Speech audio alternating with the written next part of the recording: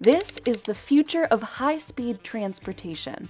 It's 3.5 times faster than Japan's Shinkansen bullet trains, and even faster than a Boeing 747. It's a Hyperloop, magnetic pods levitating inside a tube at more than 1,000 kilometers per hour.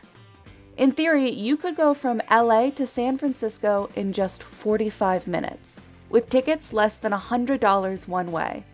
This technology could make working and living in two different cities a norm, while also creating a world with less congestion and pollution. Yes! And with a successful human test ride in November 2020, we could be less than 10 years away from it becoming reality. The concept of the Hyperloop became widely popular in 2013 thanks to Elon Musk's 58-page Hyperloop Alpha paper that outlined the design, cost, and safety of the concept. But the technology to bring it all together commercially was only recently fine-tuned, namely magnetic levitation, or maglev. Maglev is basically what allows a Hyperloop to go incredibly fast, thanks to the lack of friction between the passenger-carrying pods and the tube-shaped track. The general concept is simple. Magnets lining the bottom of the pod repel the tube material, levitating the pod as it runs. As an engineer, I always get very excited about talking about magnetic levitation, electromagnetic repulsion. That's Josh, a mechanical engineer who previously worked at SpaceX. He's now the co-founder and CTO of Virgin Hyperloop. And this is Chuck. He's the lead engineer at a different Hyperloop company, Hyperloop Transportation Technologies. They're both currently developing the best combination of magnets to create the smoothest ride possible, using passive or active maglev. Passive maglev uses permanent magnets in a specific configuration to create a constant magnetic current that levitates the pod, similar to the magnets you might have played with as a kid. Active maglev uses a combination of permanent magnets and electromagnets, the latter which can manipulate the electric current and the strength of that current. Basically, if I get too close, I drive it one way. If I get too far, I add some strength. And so you can kind of think of it as balancing out. And so if there's bumps in the track, if there's all this, I have a system which we basically use as an active control system to make that ride smooth. And while you might think this sounds similar to existing maglev trains, the Hyperloop concept removes a key element that holds a lot of trains and planes back: air resistance. If you ever stick your hand out a window when you're driving in a car, imagine if there's really no air there, you really wouldn't feel that force pushing back your hand. And the same thing can be said for a Hyperloop. This is where vacuum pumps come in handy. Both companies are installing pumps along the tube. For Hyperloop TT, the vacuum pumps in our case are developed by Leibold, which invented the vacuum pumps about 150 years ago, so they have a lot of experience. These pumps, located every 10 kilometers, theoretically would suck out 99.9% of the air between the capsule and the tube. Removing air drag could be the difference of some 800 kilometers per hour. Theoretically, you could go even faster than the speed of sound, but that's toying with some fun things that we'll do later on.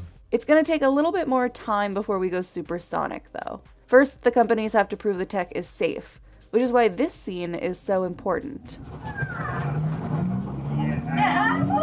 Yes!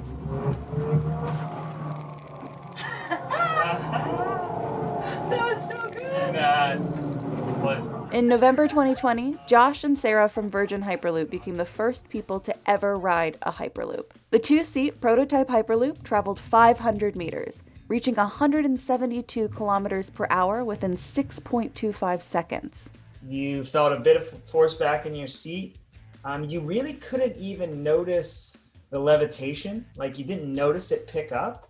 But what you did notice is there wasn't that kind of jerkiness. The camera didn't do it quite justice because the camera was bouncing around a bit more than we were. And it was, a little bit more of like a cushion or like a pillowy type of feeling. You could process everything that was going on around you. You're basically coasting and you're floating on an idea that was nothing more than something on a piece of paper not all that long ago.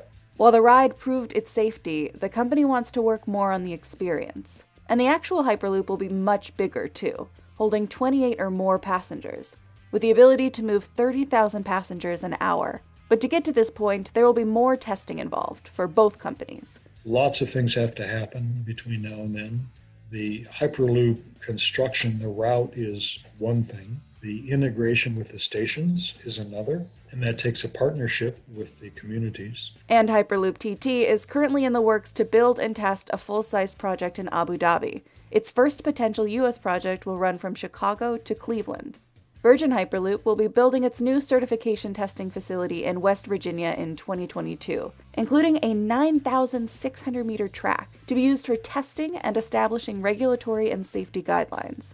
Around 2025, we're intending to certify a fleet of vehicles, of the 28 passenger vehicles. Virgin Hyperloop has plans in Dubai, India, and more, with stateside plans for the Midwest, North Carolina, and Texas.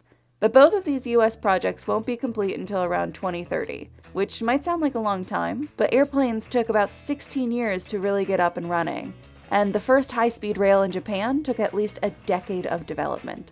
So some 15 years for a Hyperloop doesn't seem that far off. After all, how can we be a 22nd century country when we're built upon the technology of the 19th century, upon the 20th century? A single lane of Hyperloop can do in excess of 30,000 passengers an hour. What are you going to invest in? What's the thing that you should invest in that allows you to get the future demand, the future needs that you have? A shift is possible if we choose to embrace it.